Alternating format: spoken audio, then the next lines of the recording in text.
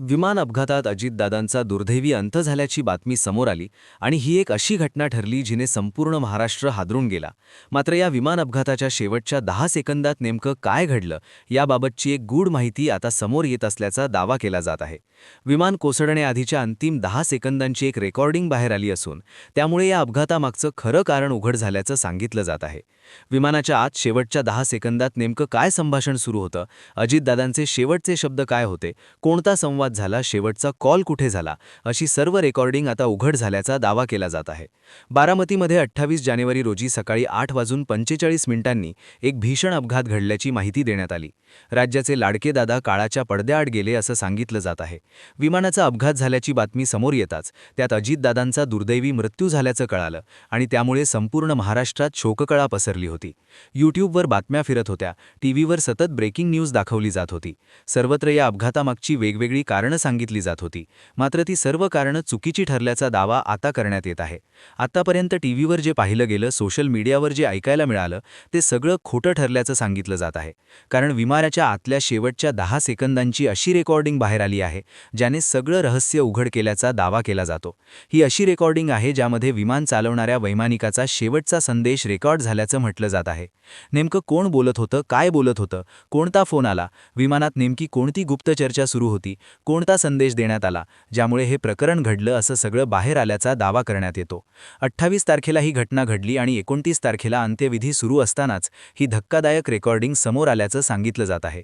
विमानाच्या आत जे घडलं, जे आत्तापर्यंत कुणालाही माहिती नव्हतं, ज्याची कुणालाही कल्पना नव्हती, अशी एक गुप्त कॉल रेकॉर्डिंग आत्तापर्यंत दाबून ठेवली होती आणि आता ती समोर आल्याने या प्रकरणाचं सत्य उघड झाल्याचं म्हटलं जात आहे. अपघातानंतर DGCA या भारतीय संस्थेने विमानाचा ब्लॅक बॉक्स ताब्यात घेऊन तपासणी सुरू केल्याचं सांगण्यात आलं. सुरुवातीला प्राथमिक कारण म्हणून वैमानिकाला धावपट्टी दिसली नाही, पहिला प्रयत्न झाला पण दुसऱ्या प्रयत्नात काळाने घाला घातला असं कारण देण्यात आलं होतं.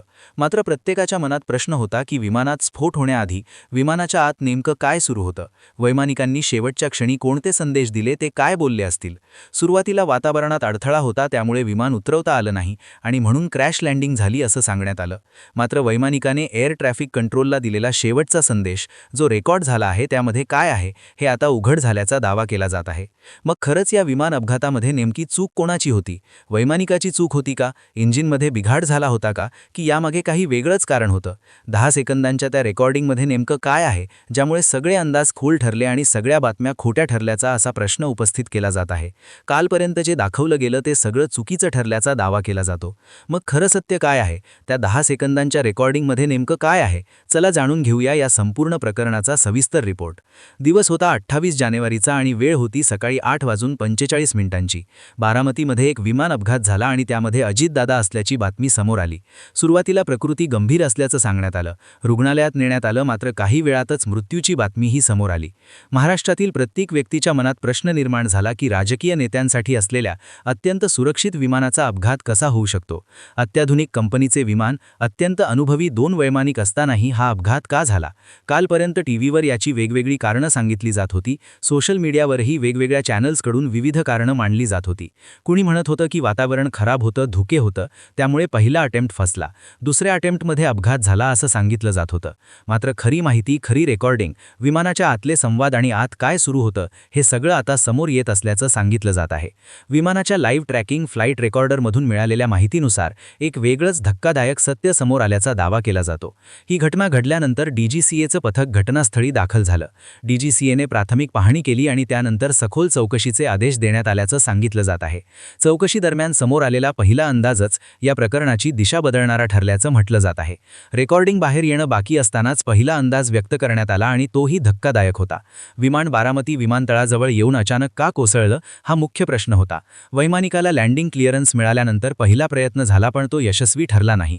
धावपट्टी दिसत नसल्याचं स्पष्ट सांगण्यात आलं होतं. हा संपर्क सकाळी साधारण 8:48 झाला होता. त्यानंतरचे 25 मिनिटं अत्यंत महत्त्वाचे ठरणार होते. पहिला संपर्क 8:08 झाला होता आणि त्यानंतर दुसऱ्यांदा लँडिंगचा प्रयत्न होणार होता. शेवटच्या क्षणी विमानाच्या आत नेमकं काय सुरू होतं, शेवटचा कॉल कसा झाला, कोणता संदेश देण्यात आला, कोण काय बोललं, ही सगळी माहिती आता उघड होत असल्याचं सांगितलं जात आहे.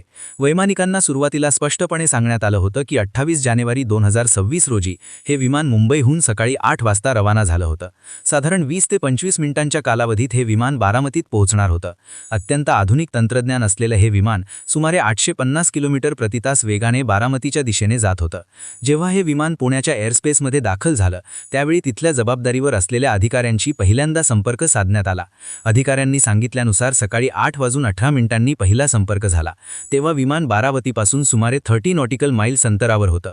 त्यानंतर पुणे अप्रोचमधून विमानाला रिलीज करण्यात आलं. हा पहिला कॉल होता.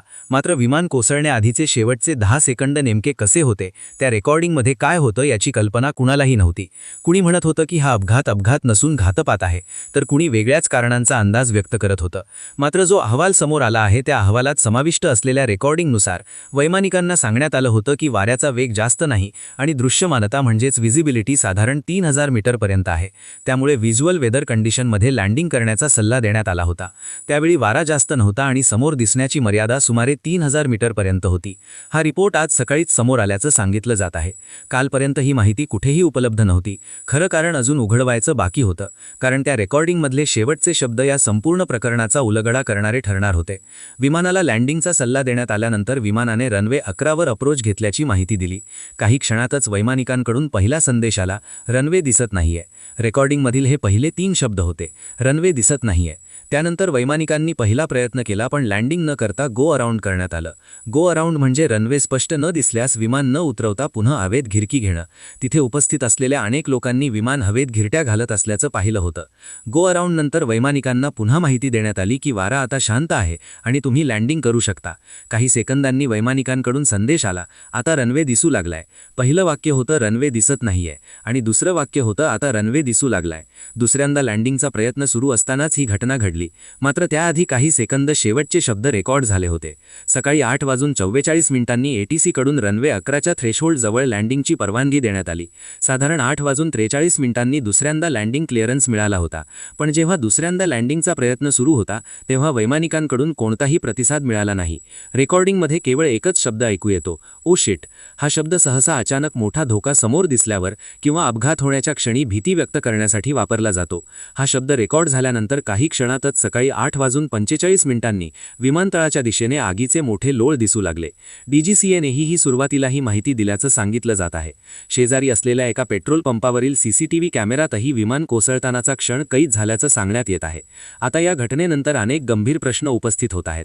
मोठ्या नेत्यांच्या सुरक्षेसाठी वापरली जाणारी विमानं खरंच योग्य प्रकारे तपासली जातात का? अत्यंत प्रशिक्षित वैमानिक असूनही ही घटना का घडली? या अपघातामुळे संबंधित विमान कंपनीवरही प्रश्नचिन्ह उपस्थित करण्यात येत आहे. या विमान कंपनीचे याआधी इटली, कॅनडा आणि अमेरिकेमध्येही अपघात झाले होते असा दावा केला जात आहे. मग अशा संशयास्पद इतिहास असलेलं विमान मोठ्या नेत्यांसाठी का वापरलं गेलं असा सवाल उपस्थित केला जात आहे. या संपूर्ण प्रकरणावर डीजीसीए लवकरच सविस्तर अहवाल सादर करणार आहे. त्यानंतर या अपघातासंदर्भात आणखी नवी माहिती समोर येण्याची शक्यता आहे. अशाच महत्त्वाच्या आणि सविस्तर माहितीसाठी तुम्ही आमच्या चॅनलला सबस्क्राईब करा. अजितदादांना भावपूर्ण श्रद्धांजली अर्पण करण्यासाठी कमेंटमध्ये आपले 2 शब्द नक्की लिहा. चॅनलवर नवीन असाल तर सबस्क्राईब करा. धन्यवाद.